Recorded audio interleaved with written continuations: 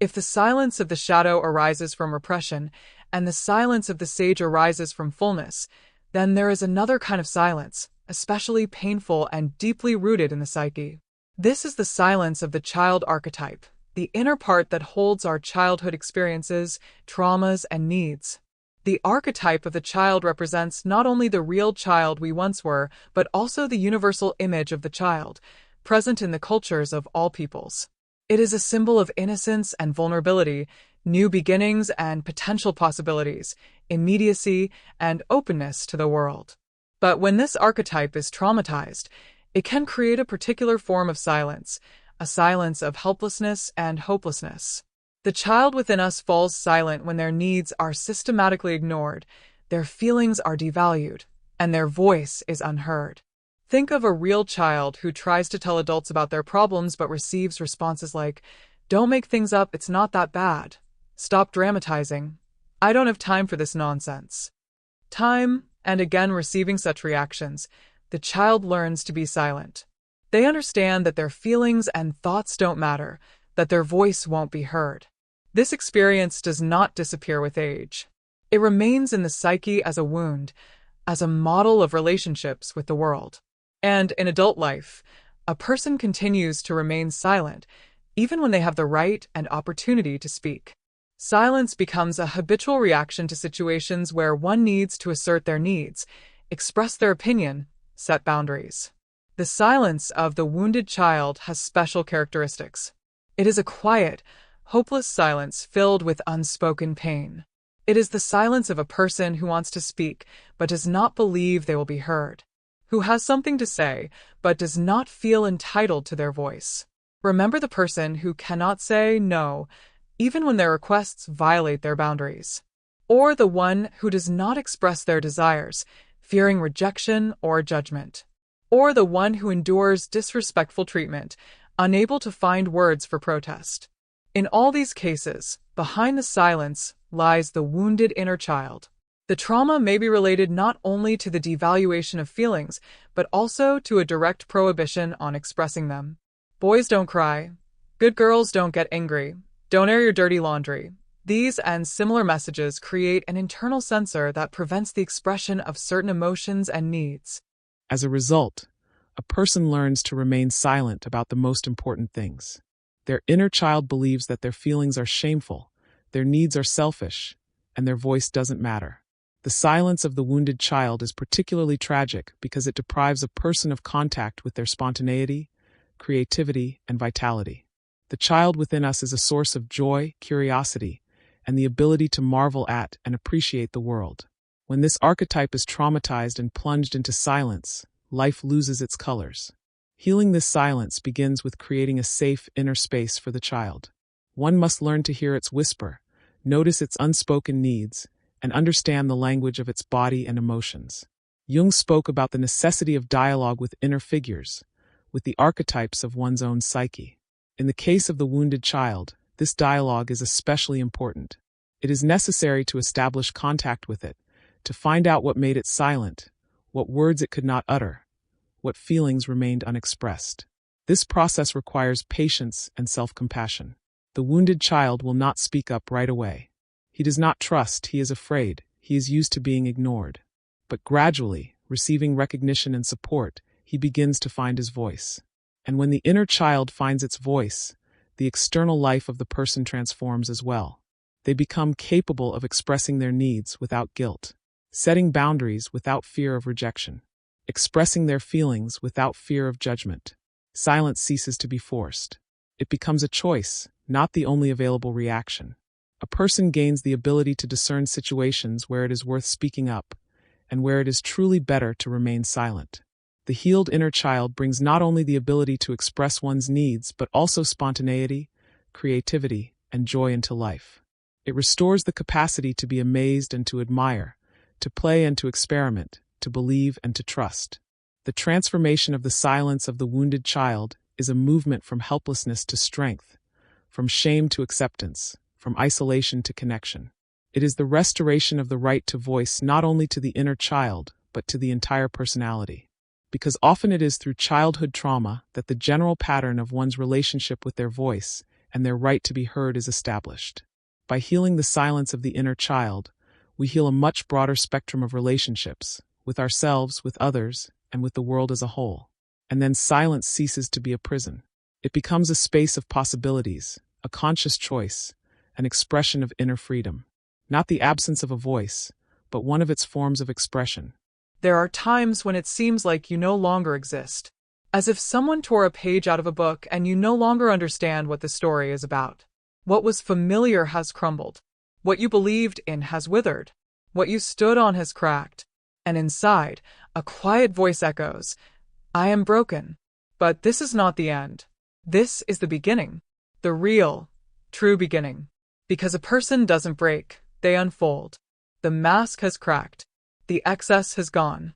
The structure that could no longer contain you has fallen apart. There is a crack that appears in the rock.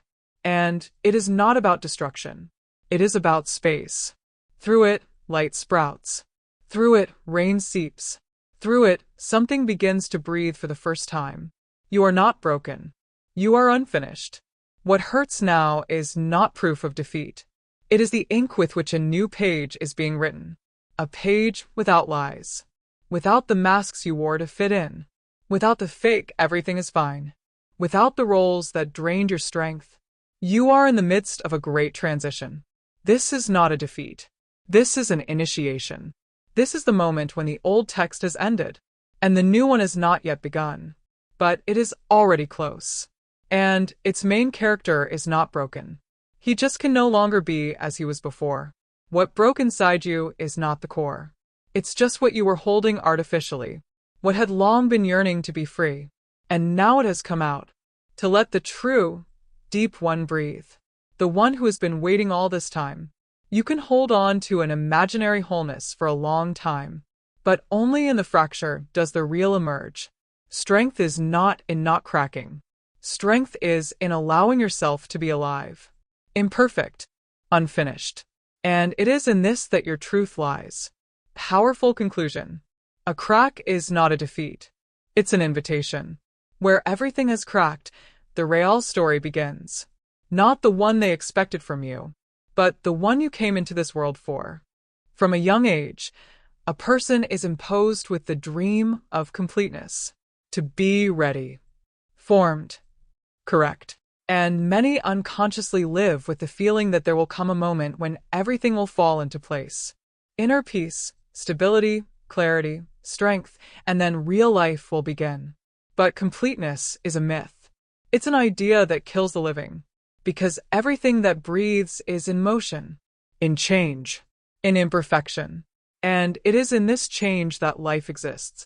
You will never become ready. Because you are already alive. Already in process. Already on your way. And there is no point where you will become what you need to be. The idea of the perfect self is a cage. It's fixation. It's an attempt to fit into a frame what has no boundaries. A person is not a project to be completed. A person is a flow. It's a text being written. It's clay being shaped right now. As long as you breathe, you change. And that's not a flaw. It's a gift. Those who call themselves unfinished often feel shame because they think something is wrong with them, that they need to become better, fuller, more correct. But the essence is not in becoming someone. It's in not betraying oneself in the process. Completeness is a trap of imagined stability. It's a picture on the wall. But you are not a picture. You are fire. You are a river. You are a word that has not yet been fully spoken. You don't have to be ready to deserve love. You don't have to be perfect to deserve to live. You already are. And that's enough. Real meetings happen not between perfect people, but between those who are not afraid to be unfinished, different, alive. When two texts meet, a dialogue arises. When two masks meet, a performance arises. Powerful conclusion. The idea of completeness is an empty promise. True freedom lies in allowing oneself to be a process, unfinished, and from this alive. There is a silence in which you lose your voice, not because you don't want to speak, but because you've long gotten used to the idea that your words are unimportant, that they will correct you, convince you, rewrite you, And you allowed it. At first a little, then more. And eventually almost completely. Manipulation is not always about strength. Often, it's about the weakness of the other person. They are afraid that you will be yourself. And so, they subtly start changing you. They adjust your thoughts, your style, your desires, to fit their own. It's a subtle game. She doesn't shout. She whispers. You're exaggerating. You're too emotional. Calm down. Think again. And you think. And you calm down. And you stop trusting yourself. Because if everyone around you says you're not like that, maybe they're right. And you start editing yourself. Throwing out pages. Correcting sentences. Cutting paragraphs. At first, for the sake of peace. Then, for the sake of recognition. Then, because you no longer remember what your original text was like. A manipulator is not always evil, but he is always empty. And that's why he needs to be filled by someone else. You. Your resource is his energy. Your conscience is his tool. He doesn't hit. He presses. On pity. On guilt. On the fear of being abandoned. And you give in again. Rewrite again. But each time something inside you cracks. And not from pain, from betrayal. Of yourself. Are you broken or manipulated? Often we confuse these things. We think the problem is with us. That we are weak. But no. You're not broken. You are suffocated by someone else's letters. And your way out is not an escape, but in returning to yourself. And this is the first step towards true power. Because only those who see the strings can break free from the puppeteer's control. Powerful conclusion. You don't need to be fixed. You need to return to yourself. Because a true text is not created by dictation.